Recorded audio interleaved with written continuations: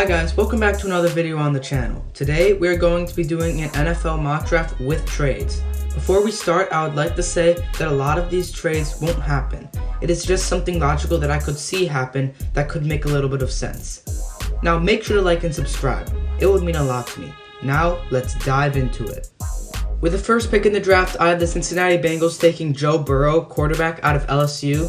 This pick just makes sense because the Bengals are a quarterback needy team, and Joe Burrow is the best quarterback in the class after coming off of a historic college season, and I doubt anyone has anything different at this spot, and if they do, then I don't know what they're thinking, and this pick just makes so much sense. With the second pick in the draft, I have the Washington Redskins selecting Chaisson, edge rusher out of Ohio State. He's the best player in the class, pretty much undisputed. Some people think it's Isaiah Simmons, but I think that Chaisson is the best player in the class, and he's a generational type player, a blue chip prospect that I think you must take at this spot.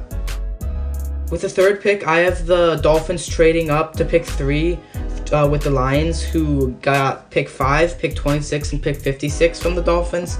I think that the Dolphins are going to make this move, or at least have a probability of making this move, because in order, if they want to get Tua, which everyone knows they want to get Tua, then I feel like they're going to have to trade up for him, because even though he could likely fall to them, and none of the teams ahead of them are probably going to take Tua, a team could jump them. The Lions or the Giants, I could totally see trading down a little bit, and a team like the Chargers or someone could jump them and then take Tua, and I think that, and then the Dolphins would be stuck with Herbert, who I think is a severe downgrade from Tua. Like, Tua and Joe Burrow are for sure the top 2 quarterbacks in the class, and then there's a definite tier gap with with Herbert and Love. So I feel like they are going to have to trade up if they want to take Tua Tagovailoa. With the 4th pick in the draft, I have the Giants taking offensive tackle from Alabama, Jedrick Wills. I think that the Giants have to go offensive line here because Jedrick Wills, in my opinion, is the best offensive lineman in the draft. And even though the Giants need a left tackle and Jedrick Wills is a right tackle, he still guarded Tua Tagovailoa's blind side at Alabama because Tua was a lefty. So I feel like the transition to being a left tackle should still come. He should be able to do it, and I feel like since he's the top tackle in the class, this is just a move that the Giants are going to have to make. At pick 5, I have the Detroit Lions selecting Jeff Okudah, cornerback out of Ohio State. I think that the Lions are going to take Jeff Okudah because even though Isaiah Simmons is on the board and he's a debatably better player, I think that they're fairly similar players in terms of skill level. But I think that the Lions need a cornerback really badly because with the loss of Darius Slay, sure they did get Desmond Trufant, but Matt Patricia really likes his cornerbacks in his secondary. He wants to follow that Bill Belichickian scheme and create a powerful secondary. Like, that's the whole reason why New England's defense was so good this past season, was because of Stephon Gilmore, the McCourty twins, and they had a very powerful secondary, which was why their defense was so good. And Matt Patricia, having ties with Bill Belichick, he really wants to do the same thing there. And I think that Jeff Okudah is the best corner in the class, and I think this is the pick that they're going to have to make. At pick 6, I have the Chargers picking quarterback out of Oregon, Justin Herbert. I think that the Chargers have to go Justin Herbert because they're very weak at quarterback, with Tyrod Taylor set to be their starter at this point in time that I'm making this video. And Justin Herbert is the 3rd best quarterback in the class in my opinion. He's the next quarterback up after the first 2 that have been taken, and I think that he is that big strong arm type that the Chargers are going to like, and I think that they're going to build their team around him for the next couple years. I can also see them going offensive tackle, but I think quarterback's just a bigger need at this point. At pick 7, I have the Carolina Panthers going BPA and drafting Isaiah Simmons, the linebacker/safety out of Clemson. He's probably the best player on the board right now and is the most versatile player in the draft, being able to play anything from linebacker to a slot corner. He's one of the best players in the class, and is probably my favorite player in this class, and can really replace Luke Kuechly there if they want him to, or if they want to use him better, in my opinion, move him around the field at safety, at slot cornerback, even at defensive end at times, and just use him as that weak side linebacker like Telvin Smith, where I think he could be very effective. At pick 8, I have an interesting trade coming in. I have the Buccaneers trading up to pick 8 with the Cardinals. With the Cardinals getting pick 14, pick 45, and a 2021 second-round pick. The Buccaneers trade up for Mekhi Becton because I think that they really need an offensive tackle. And if you look at the teams on the board ahead of them, you have the Cardinals, who most likely are going to take a tackle if they're going to take their pick. You have the Browns, who are probably 99% chance going to take a tackle. And then you have the Jets, who could very well take a tackle. And after the 4 top tackles are gone, the Buccaneers are going to be left with no one. And I think that the Buccaneers really need a top tackle, or else to protect Tom Brady, or else Tom Brady's not going to be happy. He's going to be sacked a ton because the Buccaneers' offensive line is extremely weak compared to what the Patriots have had over the past couple years. And I think that it would be a huge mistake if the Buccaneers don't take it. And at this point, the only way that I feel like the Buccaneers could take tackle would be if they trade up, which is what they're going to do here. At pick 9, I have the Jacksonville Jaguars going best player available and drafting Derrick Brown, defensive tackle out of Auburn University. He's a big man that I think could really take an impact on Jacksonville's extremely weak defense that they have right now. And I think that he can make a huge impact for them right now and for years to come. At pick 9, I have the Jacksonville Jaguars going best player available and drafting Derrick Brown, defensive tackle out of Auburn University. He's a big man that I think could really take an impact on Jacksonville's extremely weak defense that they have right now. And I think that he can make a huge impact for them right now and for years to come. At pick 11, I have the New York Jets selecting Jerry Jeudy, wide receiver out of Alabama. Even though they are in dire need of an offensive tackle, I think you have to go Jerry Jeudy here because he's probably the best player available right now. And also, due to Robbie Anderson leaving, you need to give Sam Darnold some weapons to work with, or else he's just going to continue being that mediocre quarterback for the rest of his career. And Jerry Jeudy is one of the best route runners and can really help Sam Darnold get through. At pick 12, I have the Raiders selecting wide receiver from Oklahoma University, Ceedee Lamb. He's a very dynamic player that I think the Raiders would be able to utilize very well. And I think another player that I think that the Raiders could go with is Jordan Love, quarterback from Utah State. But they already have Marcus Mariota and Derek Carr there, and I think the last thing that they want is a 3-way quarterback battle. At pick 13, I have the San Francisco 49ers selecting Henry Ruggs III out of Alabama University. He's a very quick wide receiver that ran a 4.27 at the combine, and I think that the reason why the 49ers traded up to the 13th pick was because they were after a playmaking wide receiver, and they were willing to trade away DeForest Buckner because they already had a crowded and very elite defensive line, and he was the price to pay for that number 13 pick. At pick 14, the Cardinals absolutely won out on this trade with the Buccaneers because the player that they probably would have taken at pick 8 is still available at 14. They decided to take Tristan Wirfs, the right tackle out of Iowa University. He's a very versatile tackle that can also slide in and play some guard, and is probably my second best tackle in the class.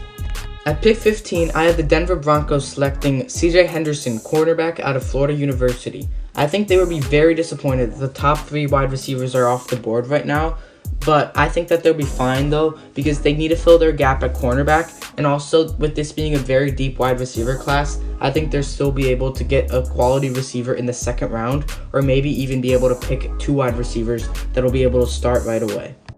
At pick 16, I have the Falcons selecting Kristian Fulton, cornerback out of LSU. I think that he has to be the pick here because the Falcons are absolutely terrible at quarterback right now after trading away Desmond Trufant. They literally have no one good, no one that you want to be your first option cornerback. So Kristian Fulton is probably going to be the pick here. At pick 17, I have the Dallas Cowboys going best player available in Javon Kinlaw from South Carolina University. Even though they really need a cornerback and really need secondary help, I think they should go Javon Kinlaw because he's probably a top 12 player in the class, and to get him at 17 is great value. And interior defensive line is still a need, and it's not a very strong class for interior defensive line, but it's a pretty strong class for cornerbacks, so you'll probably be able to get a good cornerback in the second round if you really need to. At pick 18, I have a trade. I have the Philadelphia Eagles trading up to pick 18 with the Dolphins, who get pick 21 in a 2021 third-round pick. I think that the Eagles would want to trade up because they want to get ahead of the Jaguars, who, seeing that all of the top cornerbacks are gone, are probably going to want to take wide receiver, or at least maybe not probably, but have a chance. And in my opinion, there's a big tier gap between Justin Jefferson and the next best receiver. So the Eagles are probably going to take Justin Jefferson, the wide receiver out of LSU. And the reason the Dolphins would want to trade down is because the Dolphins need to take an offensive tackle, and the Dolphins can afford to do it because can afford to trade down because the next best offensive tackle is not gonna be picked for a little while, so they can trade down a little bit and then pick him then.